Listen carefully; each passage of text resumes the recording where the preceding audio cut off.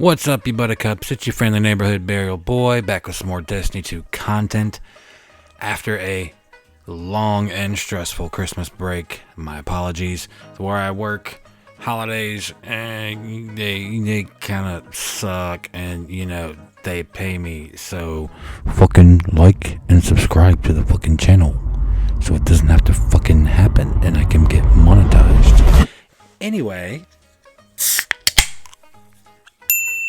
so today we're going to be doing a quick update on Destiny 2 and everything in Destiny 2 that has happened over this past little break. Actually, Bungie as well has been on a quote-unquote break, as in not really updating anything too much or adding anything new into the game.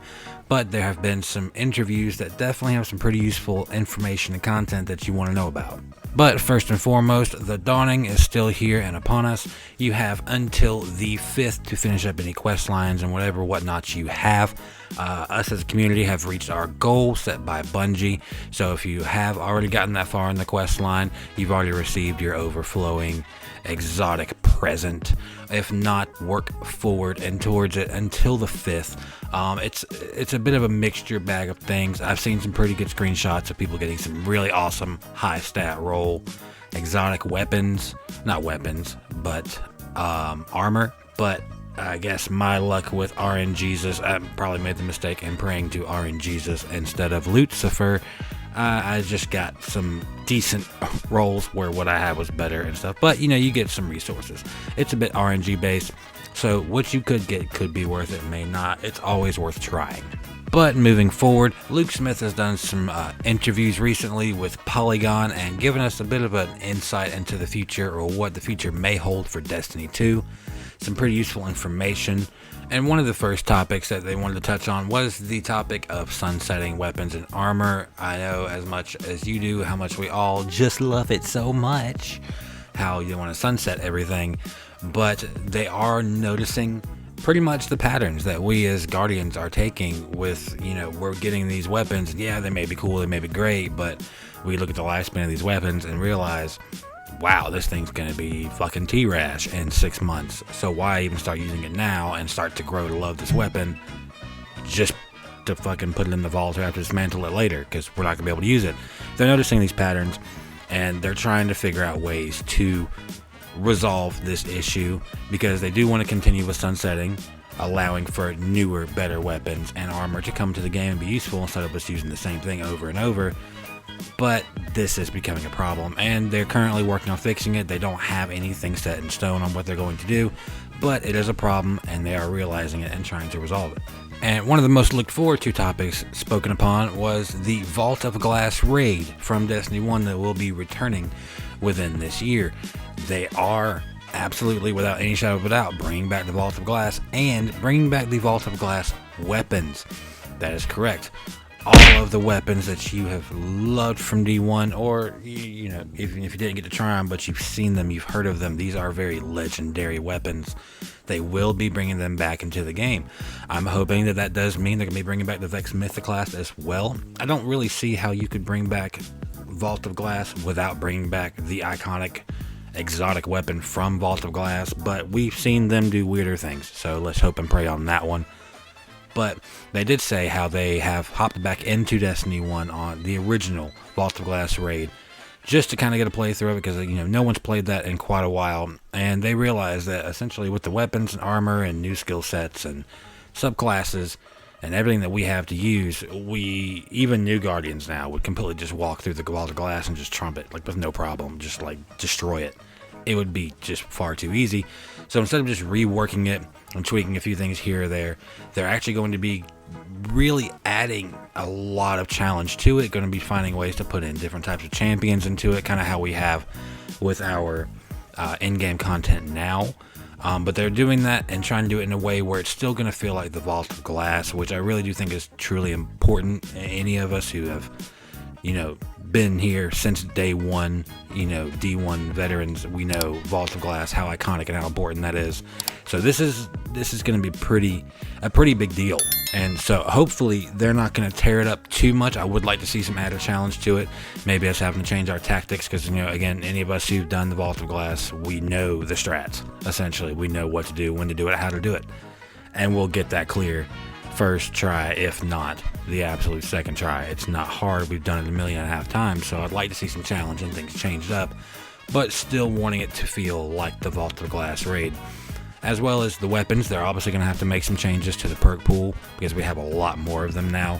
There's some things going to be changed. I don't know if they're going to be doing just the regular base weapons or going to be bringing in the adept weapons as well like they did in Destiny 1. I wouldn't be too surprised by it, seeing as how they're doing adept weapons with Trials of Osiris now and adept mods, but we're just going to have to wait and see. So definitely look forward to that coming back into Destiny 2. And for our final topic for the day is, in one of these interviews, they're talking about potentially sunsetting subclasses, like actually taking supers out of the game.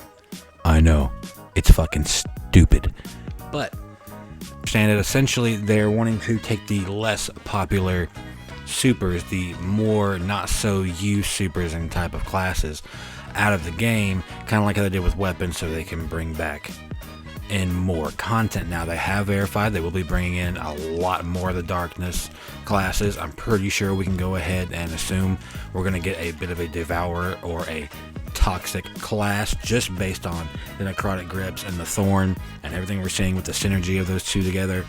That probably my favorite combo right now are those two, my most used. So we're probably going to be seeing something along those lines with the darkness subclasses.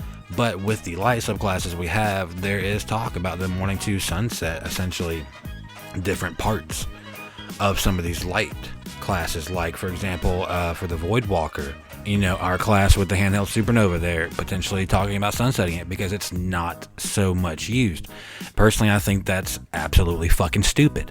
I really think you're going to be shitting on a majority, or not a majority, but a large portion of the Destiny community by doing so, because it may not be the most popular subclass, it may not be the most popular super used. There is someone in this Destiny 2 community that essentially has built their identity and their builds and everything around that super and that subclass that they use.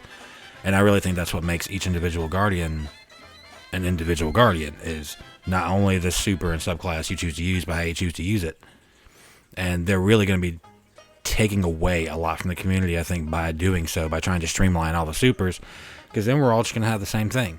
Yeah, we run into a lot of the same subclasses and everything in the Crucible and everything else right now, but I find it really, really cool and a very unique experience whenever you run into someone who's using a subclass and super that you really never see used, and then be really damn good at it. But they're going to try and take away that, so tell me where that makes any fucking sense. I'm not quite understanding.